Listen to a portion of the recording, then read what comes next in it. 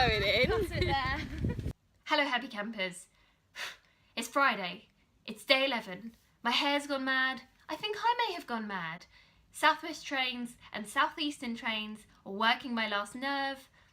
Everything's gone weird. I don't know who I am anymore. I don't know what I am anymore. I'm insane. As you can see, the whole drama thing is really starting to come out in me. I'm so sorry. I'm just a bit nuts at the moment. I think it's sleep deprivation, muscle strain, and just general thespian trauma. I don't even know if that makes sense.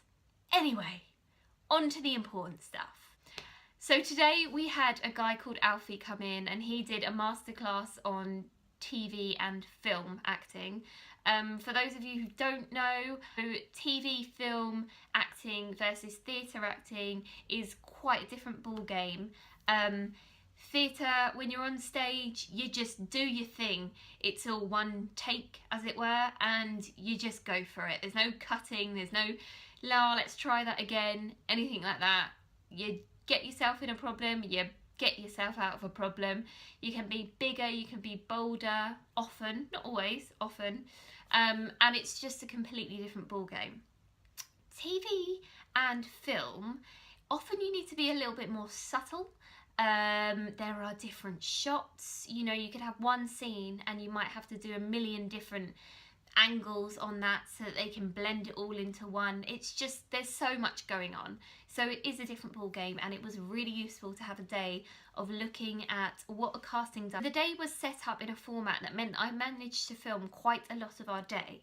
So because I have clearly gone crazy, and because, to be honest, I need to sleep, what I'm going to do is essentially just play you everything I did today, and then you'll know what I did and you'll know how I felt, and that will be my emotional journal done.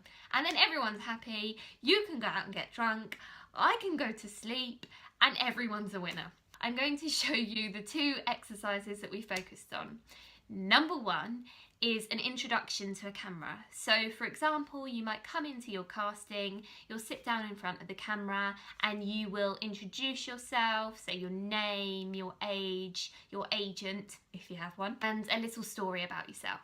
So without further ado, here it is. Hi, so my name's Eleanor and I'm 25 years old.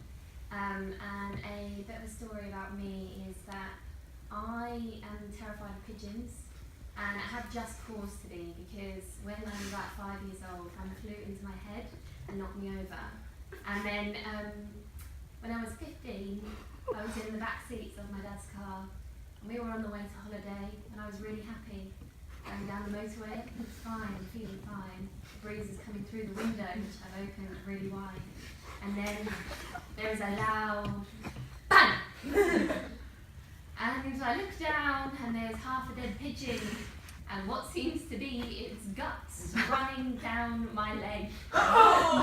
Yes, blood, everything. The horror was real. And that is why I hate pigeons, and clearly they hate me. I'm sorry about the poor quality of the filming, but I was filming a film, and so it's just not great. But I hope you could hear it and get a general gist of what I was doing.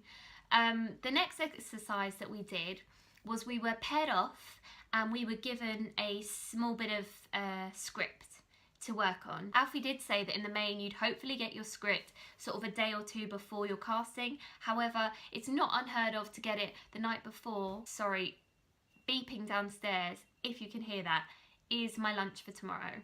Yes, I do have to cook my lunch for tomorrow today, because no, I am not a morning person. Bear with me. And I'm back. So as I was saying, you hopefully would get your script 2 days before your casting. However, it's not unheard of for you to get it the night before, or potentially even as you walk into the casting. What this means is you need to be really good at sight reading or really, really fast at learning lines. Now, Obviously you can have your text with you, you could have it on your lap and you can look up and look down when someone's feeding your line. But I would say it's probably better to just get really quick at learning lines. It's not impossible to do, you can practice that, you know, you can set yourself little goals, learning monologues, learning pieces of script, trying to remember number plates or signposts or anything like that to just test your memory. So there's ways to help, and potentially when I'm more alive and not so mad, I will maybe do a vlog purely on learning lines and what I find works for me. But today is not that day. Today is the day that instead I show you the scene which I did. I got my lines at 1 and my casting was at 3. So we had a couple of hours to run it with our partner and to learn our lines, and to be honest, the amount of text that I had, that was fine. Like I was okay with that. It doesn't allow for any real character development, but what they're looking for is a strong choice. Action. I need money. We're not a bank. I see you giving out vouchers. I don't need vouchers, I need money. It doesn't work like that. We can help you with your gas bills, your food. Do you want to see me fucking dead? Is that it? No, I don't want to see you dead. Believe it or fucking not, I do want to help you. Come with me. Now. We are here, and we're open every day of the week for you. We can help you with therapy, with accommodation, work, health, benefits, and we can point you towards a methadone script. But you have to be prepared to work hard and work hard. I need money for gear. I don't want to go out tonight. I don't want to go out in the dark. Paula's dead. She was my friend. And now she's dead. I begged her not to go out. Begged her. But she had to. And tonight that might be me. I don't want it to be me. But it really hurts.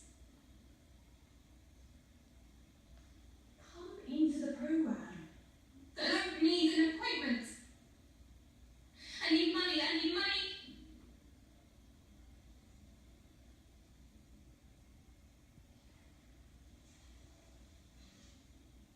So let's see you back here tomorrow, okay?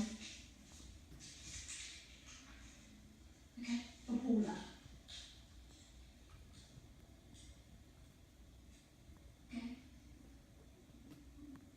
Again, I was filming a film, so not the best lighting or what have you on that film. Sorry about that, but I hope you get the idea.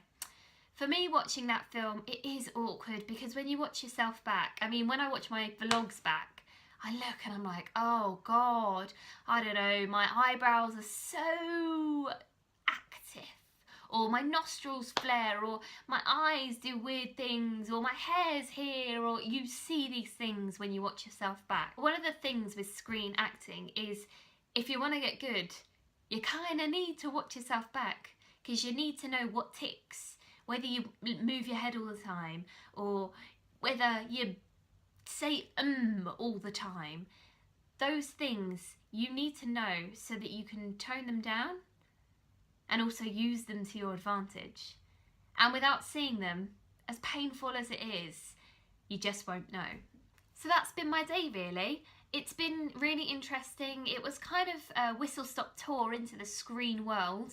I'm sure that I have so much more to learn, so much more to kind of train out of myself and train into myself. And what it has done to me is to really sort of inspire me to maybe take film and TV a little bit more into account, because I'm always quite, as I think a lot of actors are, oh no, I shall tread the boards only and film is not for me. But film and TV is where the money is, and it enables you to go and do the things that you maybe find more interesting. So it would be silly to say that you're completely not into that sort of thing.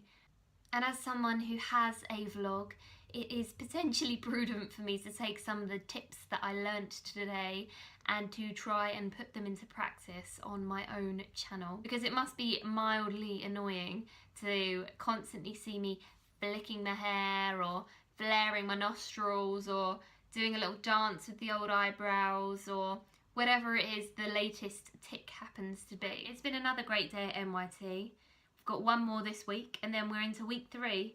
It's going very, very fast. As I said, I'm still enjoying it, but I'm just completely mad now. Bye.